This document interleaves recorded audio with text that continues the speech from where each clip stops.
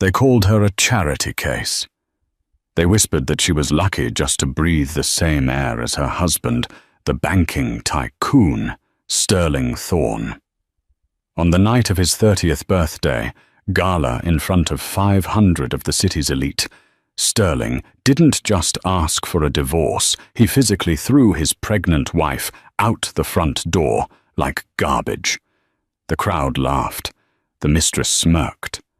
But the laughter died instantly when the ground began to shake. Because the old man, stepping out of the lead limousine, wasn't just a visitor.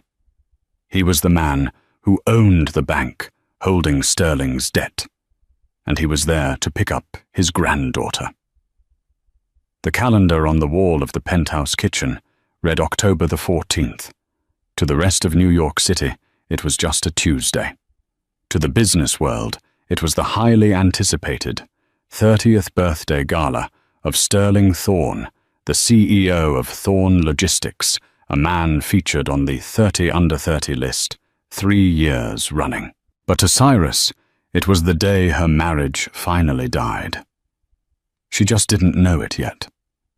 Cyrus Vance, or Cyrus Thorne, as she was legally known, was on her hands and knees scrubbing a coffee stain out of the white Italian marble foyer. She wasn't the maid. The Thorne household had a staff of 5. But Sterling had fired the morning cleaner yesterday for breathing too loudly, and he had insisted that Cyrus clean the mess herself. "It builds character, Cyrus," he had said, stepping over her legs to check his watch. "Besides, it's not like you contribute financially to this house. You might as well make yourself useful." Cyrus brushed a stray lock of brown hair from her forehead. Her hands were red and raw. When she had met Sterling 4 years ago, she was a quiet art student, volunteering at a shelter. He had been charming then, seemingly in love with her simplicity. She had hidden her background from him, wanting to be loved for who she was, not for the colossal empire her grandfather, Silas Vance, had built in Europe. She had passed the test of poverty. She had married Sterling without a penny to her name, cutting off her allowance from the Vance estate to prove her independence. But the moment the ring was on her finger, the charm evaporated. Sterling didn't want a partner. He wanted a punching bag. "Cyrus!" Sterling's voice boomed from the top of the spiraling staircase. He was adjusting the cuffs of a bespoke Armani tuxedo. He looked like a Greek god, tall, sharp-jawed, with eyes the color of ice, and just as cold. Cyrus stood up quickly, wiping her hands on her apron. "I'm here, Sterling. Is the stain gone?" He descended the stairs, not even glancing at the floor. He stopped in front of her, his nose wrinkling as if he smelled something rotten. "Go shower. You smell like bleach and desperation," he sneered. "And for God's sake, wear the beige dress. The one with the high neck." The beige one," Cyrus stammered. "But Sterling, it's your 30th birthday. I bought a red gown. It's beautiful. I saved up from my Etsy shop sales to—" "No." He cut her off sharp. "Jessica is wearing red. I don't want you clashing with the guests." Cyrus felt the blood drain from her face. Jessica. Jessica Malt was the CFO of Thorne Logistics. She was blonde, vivacious, and constantly at Sterling's side. For the past 6 months, she had been more of a wife to him than Cyrus was allowed to be. "Why does it matter what Jessica wears?" Cyrus asked, her voice trembling slightly. "I'm your wife." Sterling laughed. It was a dry, humorless sound. He leaned in close, grabbing her chin with his thumb and forefinger, squeezing just hard enough to hurt. "You are my wife on paper, Cyrus. You are a placeholder, a charity case I picked up because I thought you were sweet. But you're just boring. Tonight is about my success, my company. I need you to fade into the wallpaper. Do not speak unless spoken to." Do not eat. And do not embarrass me." He shoved her face away and walked toward the elevator. "Be ready in 20 minutes. If you're late, I leave you behind." Cyrus stood alone in the massive, cold foyer. She touched her stomach. She hadn't told him yet. She was 8 weeks pregnant. She had planned to gift him the ultrasound picture tonight, praying that a baby would melt the ice in his heart. She looked at the beige dress hanging in the closet. It was shapeless, ugly, a sack designed to make her look like a servant. Just one more night, she told herself, fighting back tears. "I'll tell him about the baby tonight. Everything will change." She was wrong. Everything would change, but not in the way she expected. The venue was the Sapphire Room at the St. Regis Hotel. It was an ocean of velvet ropes, flashing cameras and champagne towers. The air smelled of expensive perfume and old money. When the Blacktown car pulled up, the paparazzi swarmed. Sterling stepped out first, buttoning his jacket, flashing that $1 million smile that had charmed investors across the globe. He waved, soaking in the adulation. Cyrus stepped out a moment later. The cameras didn't flash. In her shapeless beige dress with minimal makeup, and her hair pulled back in a severe bun, as Sterling had demanded, she looked like his personal assistant, or perhaps a governess. Sterling didn't offer her his arm. He walked 3 steps ahead of her, entering the ballroom as if he were a king returning from conquest. Inside the room was buzzing. The who's who of the business world was there. There was Marcus Thorne Sterling's cousin and bitter rival. There were investors from the Obsidian Group. And there, standing in the center of the room, holding a flute of vintage Dom Perignon, was Jessica Mould. She was stunning. She wore a crimson silk gown that clung to every curve with a slit that went up to her hip. Her diamonds sparkled under the chandelier light. She looked like the queen of the evening. Sterling made a beeline for her. Cyrus trailed behind, feeling small and invisible. "Sterling, happy birthday, darling," Jessica squealed, throwing her arms around his neck. She kissed him on the cheek, too close to his mouth to be friendly. "You look breathtaking, Jess," Sterling said. His voice dropping an octave, a tone of affection he hadn't used with Cyrus in years. Cyrus stood awkwardly to the side. Jessica pulled back and pretended to notice her for the first time. Her eyes scanned Cyrus's beige dress with predatory amusement. "Oh, Cyrus, you came," Jessica said, her voice dripping with fake sweetness. "And you're wearing that. How brave. It's so rustic, very prairie chic." A few guests nearby chuckled. Sterling didn't defend her. He joined in the laughter. "She has simple tastes," Sterling said, sipping a scotch. "Not everyone has your elegance, Jessica." Cyrus clutched her small clutch bag tighter. Inside was the ultrasound photo. Be strong, she thought. "Happy birthday, Sterling," Cyrus said softly, reaching for his arm. He flinched away from her touch as if she had burned him.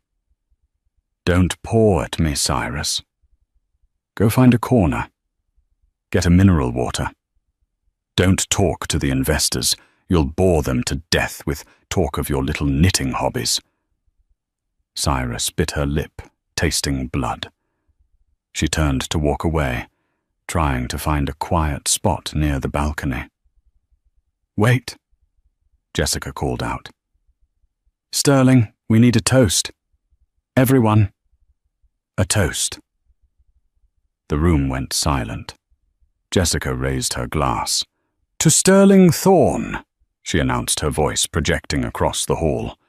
"The man who built an empire from nothing. The most eligible bachelor. Oh, wait, I forgot he was married for a second." Laughter rippled through the crowd again. To Sterling, Jessica continued, her eyes locking onto Cyrus's, who deserves a woman who can stand beside him, not behind him. She took a step toward Cyrus, feigning a stumble. The glass of red wine in her hand tipped forward. It wasn't an accident. Cyrus saw the malicious glint in Jessica's eyes a split second before it happened. Splash. The dark red liquid hit Cyrus's beige dress chest high. It soaked instantly into the cheap fabric, spreading like a gunshot wound. It dripped down onto the white marble floor of the ballroom. The room gasped. "Oh my God!" Jessica cried, covering her mouth with a hand that wore a diamond bracelet worth more than Cyrus's supposed life savings. "I am so clumsy, Cyrus. I am so sorry. But why didn't you move? You're always so slow." Cyrus stood frozen. The wine was cold against her skin. She looked at Sterling, desperate for help. Desperate for him to say, "It's okay. It was an accident." Sterling stared at her. His face turned a deep shade of purple. Not out of anger at Jessica. Out of anger at Cyrus. He grabbed Cyrus's arm, his grip bruising. "You clumsy idiot," he hissed loud enough for the inner circle to hear. "You just ruined the vintage flooring. Look at you. You look like a bleeding pig." "Sterling, she threw it on me," Cyrus started. "Shut up," he roared. The music stopped. The entire room turned to look. "Always the victim. I invite you to one nice event, and you make it about yourself. You ruin everything you touch." "I didn't do anything," Cyrus whispered, tears finally spilling over. "Sterling, please. I have something to tell you." I don't care what you are," Sterling interrupted, his voice echoing off the high ceilings. He looked around the room, seeing the judgment in the eyes of his peers. He felt his reputation cracking. He needed to assert dominance. He needed to cut the dead weight. He looked at Jessica, who gave him a subtle nod. It was a pre-planned signal. Sterling turned back to Cyrus, his eyes dead. "I'm glad this happened," he said, his voice dangerously calm. "Because it makes this easier. I didn't want to do this until after the fiscal quarter ended, but I can't look at you for another second." He reached into his tuxedo pocket and pulled out a folded document. He slapped it against Cyrus's wine-stained chest. "What is this?" she asked, her hands shaking. "Divorce papers," Sterling announced. "I'm done, Cyrus. I'm filing for divorce. And since you signed the prenuptial agreement, you leave with exactly what you came with. Nothing." The silence in the room was deafening. "Sterling, you can't be serious," Cyrus cried. I'm pregnant." She said it. The words hung in the air. For a second, Sterling paused. A flicker of emotion crossed his face. Shock, fear. Then Jessica laughed, a high, cruel sound. "Pregnant? Oh, please, you've been trying to trap him for years. It's probably a lie. Or worse, it's not his."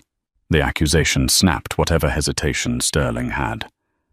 "Get out," Sterling said. "But it's your child," Cyrus sobbed.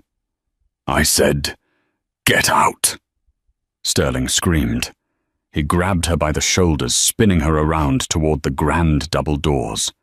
He didn't just ask her to leave. He marched her across the ballroom floor. Guests parted like the Red Sea, watching in a mix of horror and amusement. Sterling Thorne was physically ejecting his wife from his birthday party. When they reached the heavy oak doors, Sterling didn't open them gently. He shoved her. Cyrus stumbled her heels, slipping on the polished floor, and she fell hard onto the concrete of the valet drop-off area outside. It had started to rain. "Sterling!" she screamed, looking back up at him. He stood in the doorway, framed by the golden light of the party, looking like a demon. Jessica appeared beside him, slipping her arm through his. "Don't come back to the penthouse," Sterling spat. "I'll have your boxes sent to the shelter where I found you. You're trash, Cyrus. Go back to the gutter." He slammed the massive doors shut. The sound echoed like a final gunshot. Cyrus sat on the wet pavement, the rain mixing with the red wine on her dress, turning it into a grotesque watercolor. The valets looked away, too embarrassed to help her. She was alone. No money. No home. Pregnant. And humiliated in front of the entire city. She curled into a ball, sobbing into the cold concrete. She reached for the cheap burner phone she kept in her purse, the only phone Sterling allowed her to have. She dialed a number she hadn't called in 4 years. It rang once. Twice. "Hello?" A deep, gravelly voice answered. It was a voice that commanded armies. A voice that made prime ministers nervous. "Grandfather." Cyrus whispered, her voice breaking. There was a pause on the other end. Then the tone shifted from formal to terrified. "Cyrus, is that you? My godchild, where are you? We've been looking for you since the day you ran away." I was wrong, Grandfather," she choked out.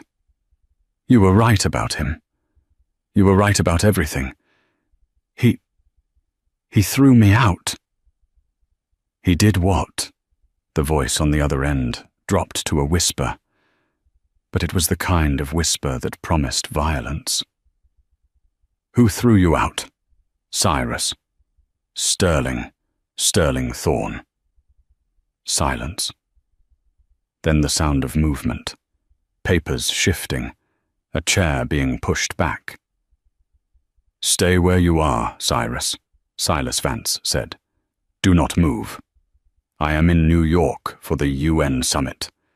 I am 10 minutes away." "Grandfather, I look like a mess. I don't care how you look. You are a Vance. And today Sterling Thorne learns what happens when you touch a Vance." The line went dead. Cyrus lowered the phone. She wiped her eyes. Inside the hall, she could hear the muffled sound of music starting again. They were celebrating. They thought she was gone. She looked down the long, dark driveway of the hotel. At the far end, headlights appeared. Not one pair. 2. Then 4. Then 6. 6 massive vehicles were touring down the road, ignoring the speed limit, moving in a tactical formation. The drama wasn't over. It was just beginning. The rain was coming down harder now, a freezing October downpour that washed the city grit into the gutters. Cyrus shivered uncontrollably, the cold seeping into her bones. But the sound of the approaching engines made the ground beneath her vibrate. It wasn't just a car. It was a cavalcade. 6 matte black Rolls-Royce Phantoms, their grills gleaming like the teeth of iron beasts, screeched to a halt in front of the St. Regis. They blocked the entire valet lane, trapping the luxury sports cars of Sterling's guests behind them. The valet captain, a young man who had sneered at Cyrus just moments ago, ran forward, waving his arms. "Hey, you can't park here. This is a private event for Mr. Thorne." The lead car's door flew open. A man stepped out.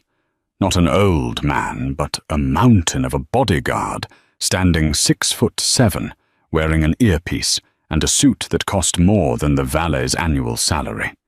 He didn't even look at the valet. He simply extended a massive hand and pushed the boy aside as if he were a curtain. "Secure the perimeter." The bodyguard spoke into his wrist microphone. Instantly, 12 men poured out of the other vehicles. They moved with military precision, forming a protective ring around the third car in the convoy. They held large black umbrellas, creating a dry canopy leading from the car door, to where Cyrus was sitting on the wet pavement. The back door of the central phantom opened. A cane topped with a silver handle shaped like a lion's head hit the asphalt first. Then a polished black leather shoe. Silas Vance emerged. At 82 years old, Silas Vance was a myth in the global economy.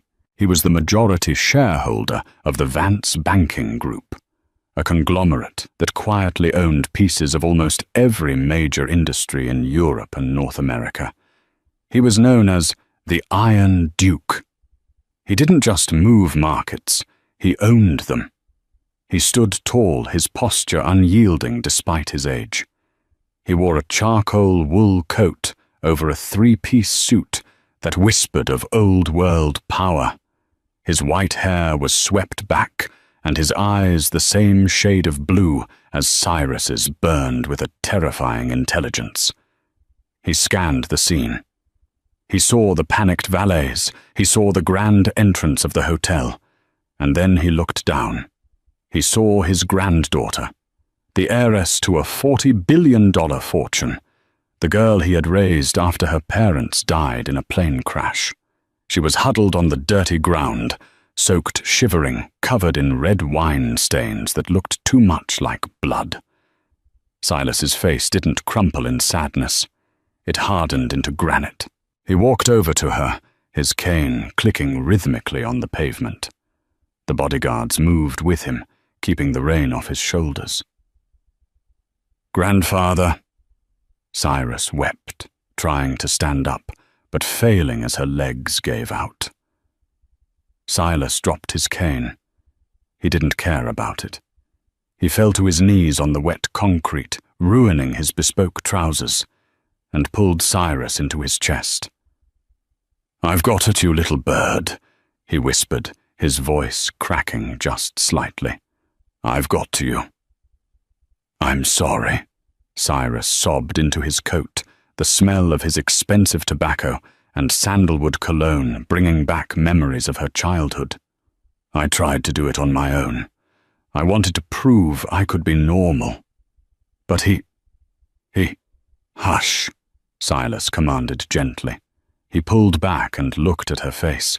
He saw the redness in her eyes, the humiliation etched into her expression. He touched the wine stain on her dress. "Is this blood?" he asked, his voice low and dangerous. "No." Cyrus sniffled. "It's wine. His mistress, she threw it on me." And he laughed. "He threw me out, grandfather. He threw me out because I'm pregnant." The world seemed to stop spinning for a second. Silas Vance froze. "Pregnant," he repeated. "You are carrying my great-grandchild." Cyrus nodded. Silas looked up at the hotel entrance. The golden light spilled out the sound of laughter and jazz drifting into the cold night air. Inside that building, a man was celebrating the destruction of his granddaughter, while his unborn heir was left in the rain. Silas Vance slowly stood up. He extended a hand and helped Cyrus to her feet. He took off his heavy wool coat and wrapped it around her shoulders, engulfing her small frame. "Henry," Silas barked at the head of his security detail. "Sir," the giant man replied instantly. "Get the car ready to take Cyrus to the Ritz. Get Dr. Harris on the line. Have him meet us there to check the baby." "No," Cyrus said suddenly. Her voice was weak, but there was a new steel in it. Silas looked down at her. "Cyrus, you are cold. You need rest." "I don't want to run away," Cyrus said, wiping the rain from her face. She looked at the hotel doors. "For 4 years, I let him make me feel small. I let him hide me. If I leave now, I'm just the trash he threw out." She looked at her grandfather. "You told me once that Vances don't retreat. We conquer." A slow, terrifying smile spread across Silas Vance's face. It was the smile of a shark sensing blood in the water. "That's my girl," he said. He turned to Henry. "Cancel the car to the Ritz. We are going inside." Sir. Henry hesitated, glancing at the security at the door. We aren't on the guest list. The private security inside is heavy. Silas adjusted his cufflinks.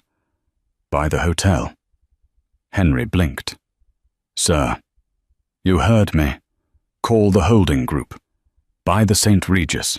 Right now. I want to own the building before I walk through those doors. It will take 10 minutes to clear the wire transfer, sir. Good, Silas said, offering his arm to Cyrus. That gives us time to make an entrance. Inside the sapphire room, the party was reaching a fever pitch. Sterling Thorne was standing on a raised platform, a microphone in hand. He looked triumphant. The problem of his wife had been removed. The investors were happy. Jessica was hanging on his arm, looking every bit the trophy he felt he deserved. Thank you all. Sterling beamed, raising a glass. Tonight isn't just about turning 30. It's about shedding the old weight and moving into the future. Thorne Logistics is posting record profits. Our stock is up 12%. And I promise you the next quarter will be even better. Hear, hear, the crowd shouted. I have made some personal changes tonight. Sterling continued, glancing at the door with a smirk. To ensure that nothing holds this company back. No distractions, no mediocrity. Jessica giggled, whispering loud enough for the front row to hear. No charity cases. The room chuckled. They were sharks, all of them. They respected ruthlessness. So let's drink, Sterling shouted. To the future. Boom! The double doors at the back of the ballroom didn't just open. They were kicked open. The sound was like a thunderclap. The jazz band stopped playing instantly. A waiter dropped a tray of champagne flutes, the glass shattering in the sudden silence. Heads turned. 500 of New York's elite looked toward the entrance. First came the security team. 6 men in black suits moved in a V formation, pushing aside the hotel's private security like they were children. They cleared a path through the center of the room, their expressions stone cold. Then the pair walked in. Silas Vance walked with the slow, deliberate stride of a man who owned the earth beneath his feet. Beside him was Cyrus.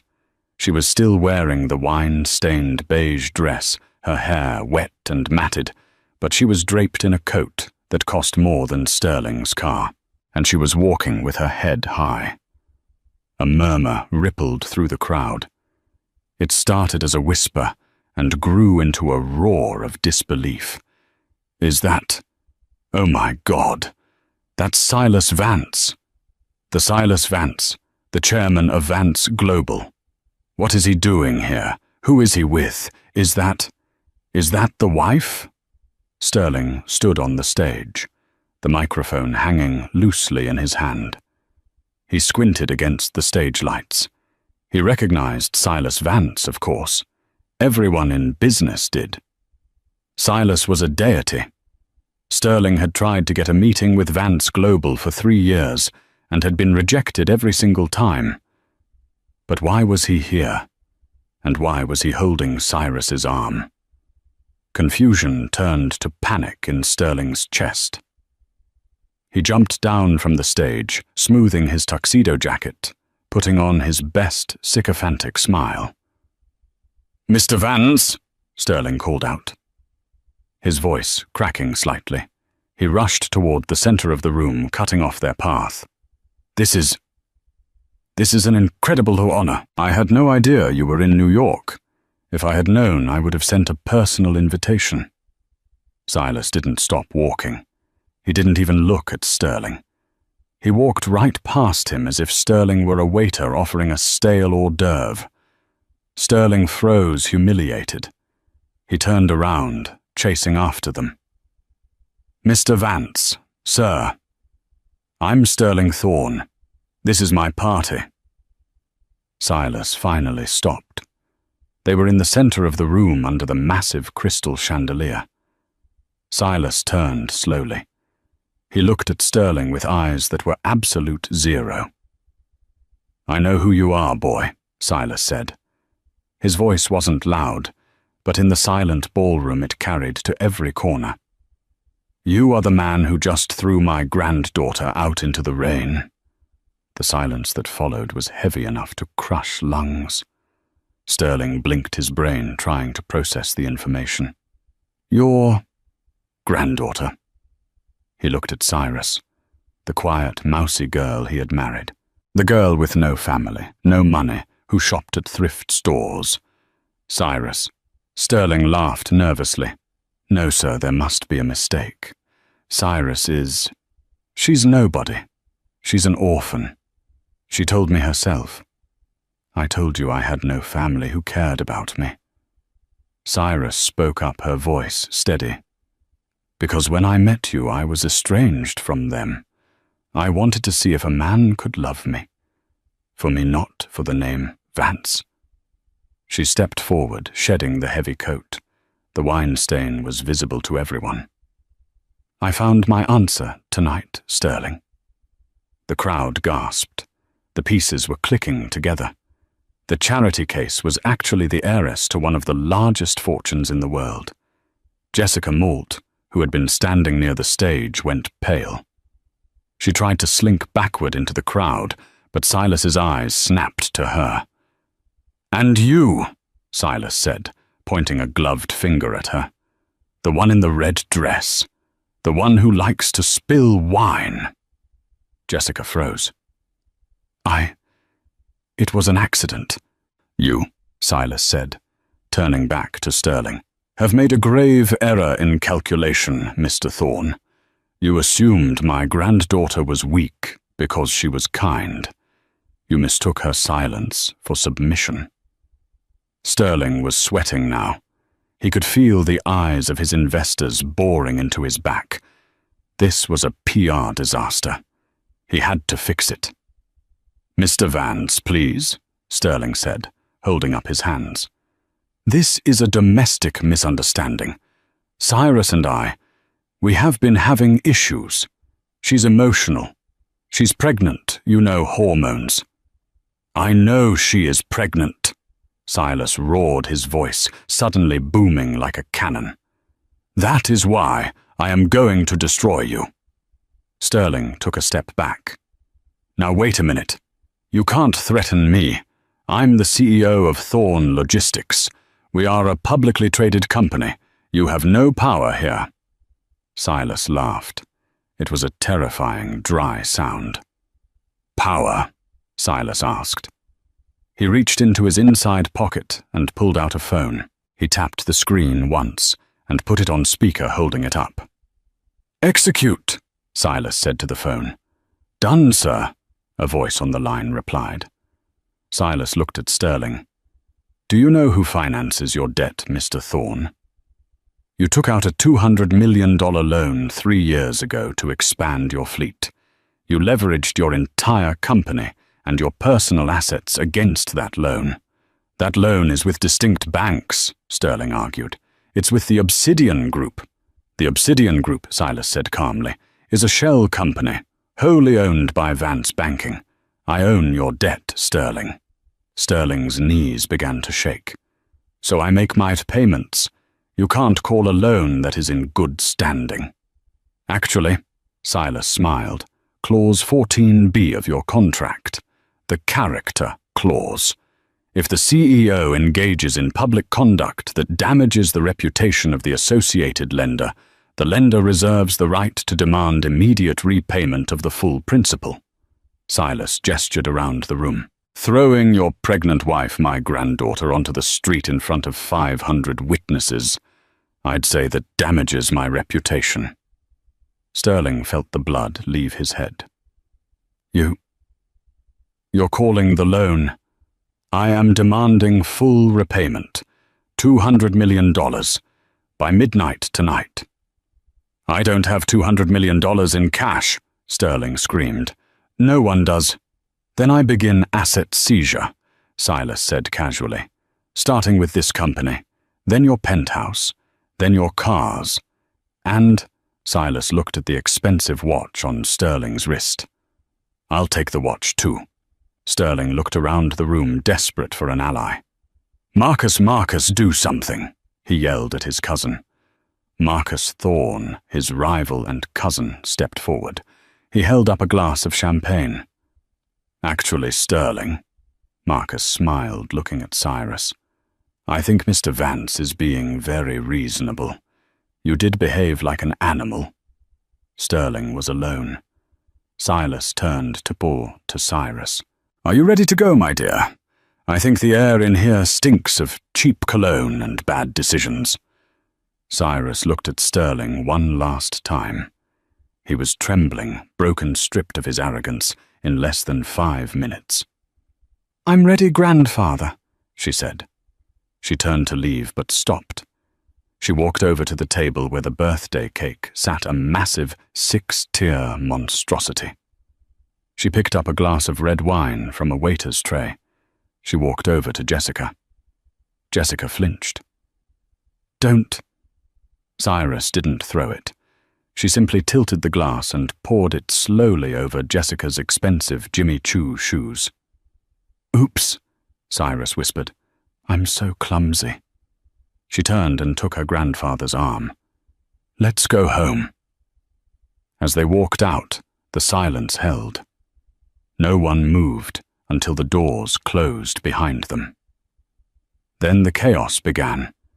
The doors of the St. Regis had barely clicked shut behind Silas and Cyrus before the atmosphere in the Sapphire Room shifted from shock to predation.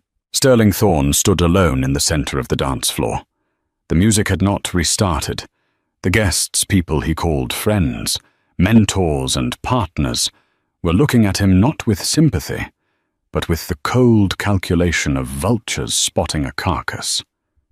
His phone buzzed. Then it buzzed again. Then it began a continuous, angry vibration in his pocket. He pulled it out. Notification, Obsidian Group, credit line suspended. Notification, Amex Centurion, account frozen due to suspicious activity. Notification, Vance Global Legal DPET. Notice of asset seizure. It's a bluff, Sterling muttered to himself, his hands shaking so hard he almost dropped the device. He can't do this in 5 minutes. It's impossible. He looked around for Jessica. He needed her. She was the CFO. She would know how to move funds, how to hide the liquid assets before Vance's lawyers could lock them down. Jess, Sterling called out, spotting her near the exit. She was walking fast, her red coat thrown hastily over her wine-stained dress. He ran to catch up with her, grabbing her elbow just as she reached the valet stand. Jess, wait. We need to go to the office immediately. We need to shred the files on the offshore accounts and transfer the liquidity to the Cayman shell before morning. If Vance is serious, we're in for a fight. Jessica stopped. She turned slowly. The adoration that had been in her eyes only an hour ago was gone, replaced by a look of sheer disgust. We, she asked, arching a perfectly sculpted eyebrow. There is no we, Sterling. What are you talking about? We're partners. We were partners when you were the golden boy of New York. Jessica cut him off, her voice ice cold. I bet on a winner. I don't bet on men who get publicly castrated by their wives' grandfathers. Do you know who Silas Vance is? He eats countries for breakfast. You're finished, Sterling. You can't leave me, Sterling hissed, his voice rising in panic. We're in this together. You helped me cook the books for the Q3 report. If I go down, you go down. Jessica laughed, checking her phone as an Uber arrived, not a limousine, but a standard sedan. She was already cutting costs. I didn't sign those reports, darling. You did. I was just an advisor. And as of 5 minutes ago, I've resigned.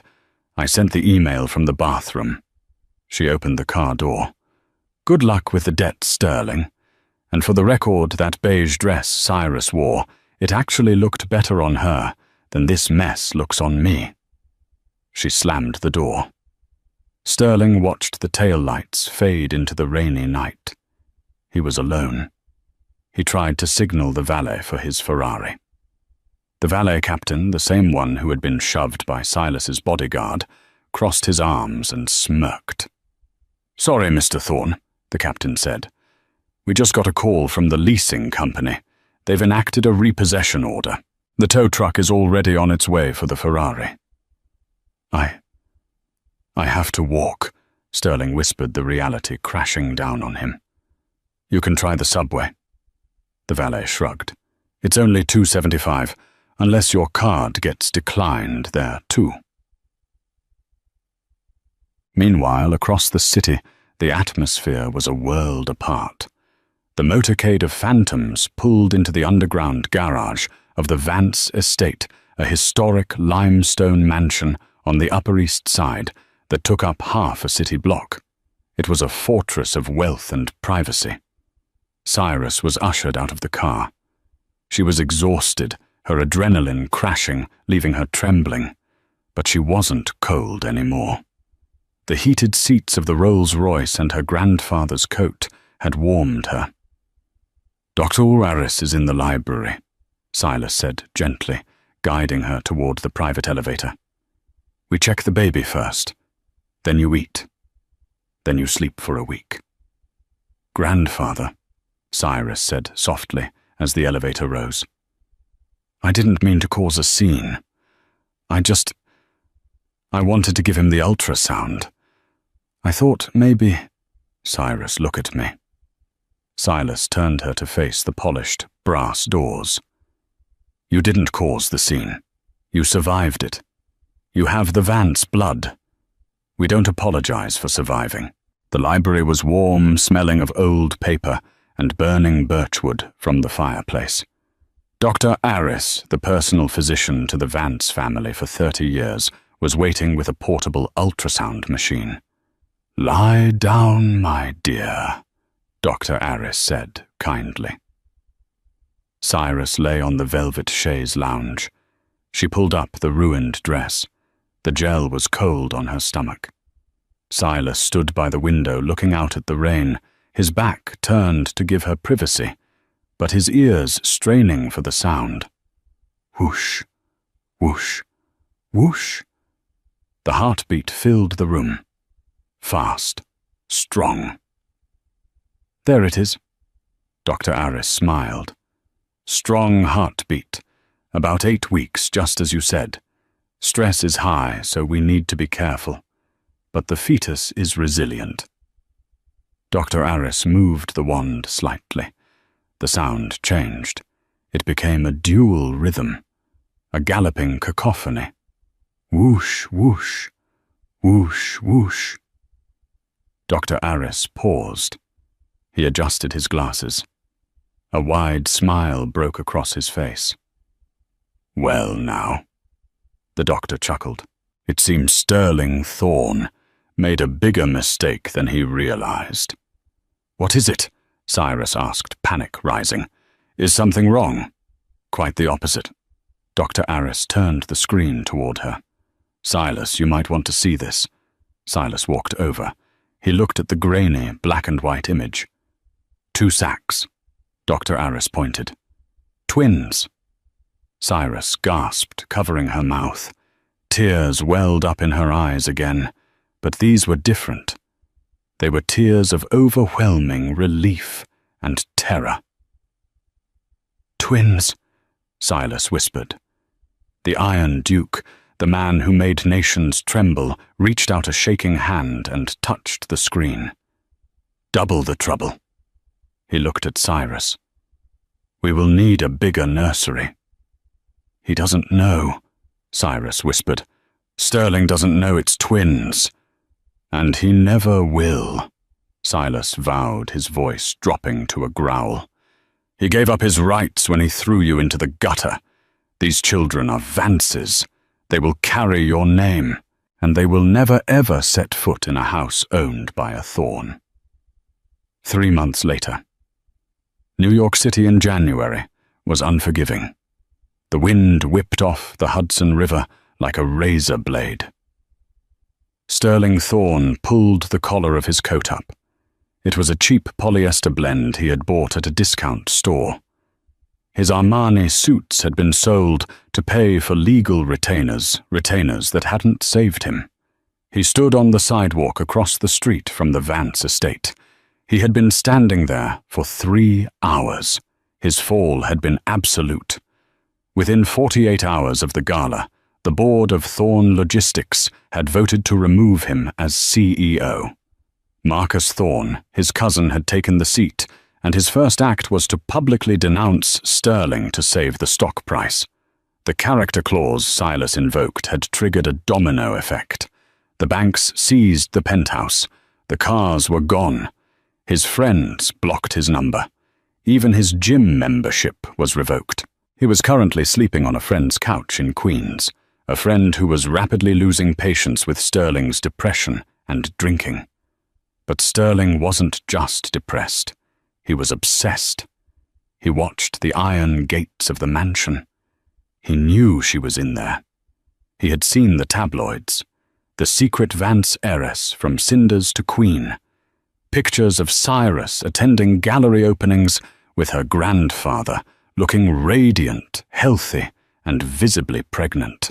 Every time he saw a photo of her baby bump, a twisted mix of regret and greed churned in his gut. That baby was his ticket back. Legally, he was still her husband. The divorce dragged on because Silas's lawyers buried Sterling in paperwork he couldn't afford to fight. But the child, parental rights were harder to terminate. If he could just get to her, just talk to her, he could manipulate her. She had always been soft. She had loved him once. He could convince her that he had changed, that the stress made him snap. The heavy iron gates swung open. A black SUV pulled out. It wasn't the convoy this time, just a single car. Sterling's eyes narrowed. He saw her silhouette in the back seat. She was alone. He ran. He dashed across the street, dodging a taxi that honked aggressively. He threw himself in front of the SUV as it slowed to turn onto Fifth Avenue. "Cyrus! Cyrus!" he screamed, slamming his hands on the hood. The SUV screeched to a halt. The driver's door opened instantly, a bodyguard stepping out with a hand reaching for a weapon inside his jacket. "Wait!" Cyrus's voice came from the back. "Don't hurt him." The back window rolled down. Sterling rushed to the window breathless, his face gaunt and unshaven. He looked at Cyrus. She looked like a goddess. Her skin was glowing, her hair thick and shiny. She wore a cream-colored cashmere sweater and a diamond necklace that spelled out Vance. "Cyrus!" Sterling panted, grabbing the window frame. "Oh God, Cyrus, look at you. You're beautiful." Cyrus looked at him. She didn't recoil. She didn't cry. She looked at him with the detached curiosity of a scientist examining a bug. "You look terrible, Sterling," she said calmly. "I've been going crazy," he lied, putting on his best puppy dog eyes. "I lost everything, Cyrus, but I don't care about the money. I realized I lost you. That's what killed me. I was stressed, I was drunk that night. I didn't mean it." He reached his hand through the window, trying to touch her cheek. Cyrus leaned back out of reach. "You didn't mean it?" she asked dryly. "You didn't mean to call me trash? You didn't mean to throw me on the concrete, or did you just not mean to do it to a billionaire heiress?" "No, it's not about the money," Sterling pleaded. He looked at her stomach. It was large now, round and heavy. "It's about our family. That's my baby Cyrus. A father has a right to see his child. You can't keep my son away from me. Cyrus placed a protective hand over her belly. "First of all, Sterling," she said, her voice sharp as glass. "It's not a son, and it's not a baby." Sterling blinked. "What? It's twins," she revealed. "A boy and a girl." Sterling's eyes widened. Two heirs, two connections to the Vance fortune. His greed flared in his eyes. He couldn't hide it fast enough. Cyrus saw it. "Twins," he breathed. "Cyrus, please, let me come home. We can raise them together. I can help run the family business. Your grandfather needs someone young, someone with vision." Cyrus laughed. It was a genuine, hearty laugh. "You think you're going to run Vance Global?" She shook her head. "Sterling, you couldn't even run a logistics company without cooking the books." She pressed a button on the door. The window began to roll up. "Cyrus!" "No, listen to me." Sterling panicked, jamming his fingers in the gap. "If you leave, I'll sue. I'll go to the press. I'll tell them you kidnapped my children. I have rights." Cyrus signaled the driver to wait. She lowered the window one last time. She leaned forward, her face inches from his. "You have no rights," she whispered. "Because you aren't their father." Sterling froze. "What? Of course I am. You were faithful. You were obsessed with me." "I was faithful," Cyrus nodded. "But grandfather's lawyers found something interesting in your medical files from your college days. The mumps infection you had junior year. It left you sterile." "Sterling." Sterling's mouth fell open. That's a lie." "Is it?" Cyrus smirked. "Or maybe that's why we tried for 3 years and nothing happened. Maybe that's why you blamed me for being barren." "But," Sterling pointed at her stomach, "then, whose are those?" "I used a donor," Cyrus lied effortlessly. It was a bluff, a magnificent, cruel bluff that Silas had scripted for her. Sterling wasn't actually sterile, and the babies were his biologically. But Cyrus knew Sterling. He was a narcissist. He would believe his own body had failed him before he believed Cyrus had cheated. And if he believed he wasn't the father, he wouldn't fight for DNA tests. He would walk away to save his ego. "A donor," Sterling whispered, horrified. "I wanted a baby." Cyrus shrugged. "And I knew you hated the idea. So I took matters into my own hands last year. They aren't yours, Sterling. You have no claim on the Vance fortune. You are just a sterile, bankrupt ex-husband." The lie destroyed him. It struck the very core of his vanity. He pulled his hands away from the car, as if it were radioactive. You whore," he stammered, but there was no fire in it. He was defeated. "Goodbye, Sterling," Cyrus said. The window rolled up, sealing her inside the warmth. The SUV accelerated, leaving Sterling standing in the slush, staring at his empty hands, believing that he was truly, genetically, a dead end. Inside the car, Cyrus let out a long breath. "That was ruthless," she whispered to herself. Her phone buzzed. A text from Silas. "Did you tell him?" Cyrus typed back. "I told him. He believes it. He won't sue for custody." Silas replied, "Good. Now come meet me at the office. We just bought Thorn Logistics. I want you to fire your cousin Marcus personally."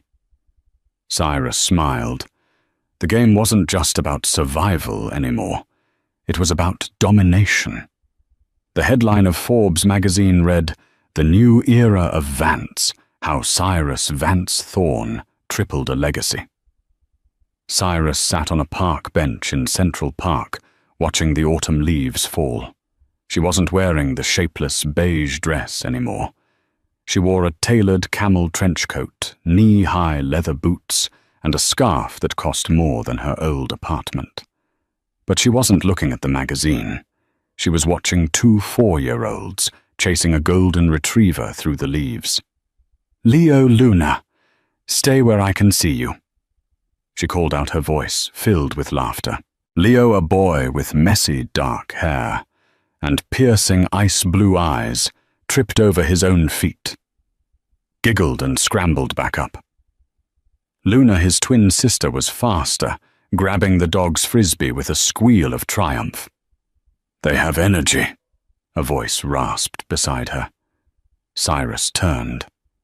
Silas Vance sat there. He was 87 now, moving a bit slower, but his mind was still as sharp as a diamond cutter. "They have the Vance stubbornness," Cyrus corrected him, smiling. "And the thorn charm," Silas muttered, though not unkindly. "Unfortunately." Cyrus's smile faded slightly. "They ask about their father sometimes. I tell them he went away on a long trip." "Better than the truth," Silas said, tapping his cane. "That he was a fool who traded diamonds for stones." A few yards away, a sanitation worker in a neon orange vest was spearing trash with a stick. He moved slowly, his back hunched, his face weathered by years of hard labor and bitter nights. He stopped when he heard the names. Leo. Luna. The worker looked up. Under the grime and the grey stubble, the eyes were unmistakable. It was Sterling. He hadn't run a company in 5 years. After the bankruptcy, he had spiraled. Alcohol, gambling, bad investments with the few dollars he had left. He had become the very thing he used to mock invisible. He stared at the woman on the bench. Cyrus. She looked more beautiful than the day he married her. And the old man, Silas. But then his eyes locked on the children. He dropped his trash picker. The boy. Leo turned to look at the dog. The sun hit his face. Sterling stopped breathing. It was like looking in a mirror. The boy had his nose, his jawline, and those eyes ice blue. Cyrus had brown eyes. Silas had dark blue. Those ice blue eyes were Sterling's trademark. The girl Luna laughed. It was the same dimpled smile Sterling saw in his own baby photos. "They aren't from a donor," Sterling's mind screamed. The sterile thing. The medical report. It was a lie. Rage, hot and blinding, surged through him. She had tricked him. She had stolen his heirs. She had stolen his life. He didn't think. He didn't care about the consequences. He charged. "Cyrus!" Sterling screamed, his voice raw and gravelly. Cyrus flinched, turning her head. The security detail, discreetly positioned around the park perimeter, began to move, but Sterling was closer. He ran past the bench, straight for the kids. "Leo Luna," he shouted. "I'm your father. Look at me." The twins froze, looking at the strange, dirty man running toward them. Leo stepped in front of his sister instinctively. "Get back!" Cyrus screamed, leaping off the bench. Sterling fell to his knees in front of the children, reaching out with grimy hands. "It's me. I'm your dad. Look at my eyes, Leo. We have the same eyes." "She lied to you." Leo looked at the man, terrified. "Mommy!" he cried. Before Sterling could touch them, a shadow fell over him. Henry, the head of security, now older, but just as massive, grabbed Sterling by the back of his neon vest and hauled him up like a rag doll. "Let me go," Sterling thrashed. "Those are my kids. Look at them. They're mine." Cyrus rushed forward, pulling the twins behind her legs. Her heart was pounding, but not with fear, with fury. "Get him out of here, Henry," Cyrus commanded. Wait! Sterling yelled, his feet dangling off the ground. You lied, Cyrus. You told me I was sterile. You stole them. I'll sue you. I'll get a DNA test. The court will see the resemblance. Silas Vance stood up, slowly. He walked over to where Henry was holding the trashing man. Put him down. Henry, Silas said quietly. Henry dropped him. Sterling landed in the mud, gasping. He looked up at Silas with pure hatred. You old devil, Sterling spat. You orchestrated this, but you slipped up. Biology doesn't lie. I'll get a lawyer. I'll take half your fortune in child support. Silas chuckled. He reached into his coat pocket and pulled out a folded piece of paper. It was yellowed with age. Do you recognize this Sterling? Silas asked. Sterling squinted. What is that? It's the document you signed 4 years ago, Silas said, in exchange for me paying off your gambling debt to the Albanian mob so they wouldn't break your legs. Sterling's face went pale. He remembered. He had been desperate. He had signed something without reading it fully. It's a sworn affidavit, Silas read aloud, in which you, Sterling Thorne, acknowledge that you are not the biological father of Cyrus's children, that you have no claim to them, and that you waive all parental rights in perpetuity in exchange for financial settlement. You also signed a clause stating that any future claim of paternity would be considered an act of extortion. Silas dropped the paper onto Sterling's chest. You sold them, Sterling, Silas whispered. You sold them for $50,000 to cover a poker debt. It doesn't matter if you are the biological father. In the eyes of the law, you are a stranger who just admitted to extortion. Sterling stared at the paper. The memory washed over him. He had been so sure they weren't his. He had just wanted the money. No, Sterling whispered. I didn't know. I didn't know they were mine. Ignorance, Cyrus said, stepping forward, is not a defense. It's just who you are. She looked down at him. There was no love left, no hate, just pity. Leo Luna, Cyrus said softly. Come along. We're going to get ice cream. Who is that man, Mommy? Luna asked, pointing at Sterling. Cyrus paused. She looked at Sterling, who was weeping silently in the mud. Just a man who made a lot of mistakes, Cyrus said. Come on. They walked away. The bodyguard Henry gave Sterling one last warning look before following them. Sterling sat alone in the park. The wind picked up, blowing the yellowed contract across the grass, out of his reach. He watched them go. He watched his son, the future CEO of Vance Global. The boy who would have carried the name Thorne, take the hand of the old man who had destroyed him. Sterling closed his eyes.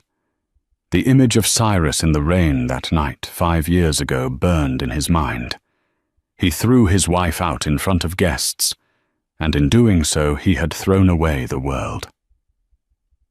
And that is the story of Sterling Thorne, a man who had a diamond in his hand and threw it away because he thought it was just a rock. It's a brutal reminder that arrogance is the most expensive trait a person can have. Sterling thought power came from money and status, but he learned too late that real power comes from loyalty, family, and the character you show when you think no one is watching. He lost his wife, his fortune, and his legacy, all because he couldn't see the value of the person standing right beside him. What do you think? Did Sterling deserve his fate, or was the punishment too harsh? Let me know in the comments below. If you enjoyed this story of justice and revenge, please smash that like button. It really helps the channel. And don't forget to subscribe and hit the bell icon so you never miss a new story. Thanks for watching, and I'll see you in the next video.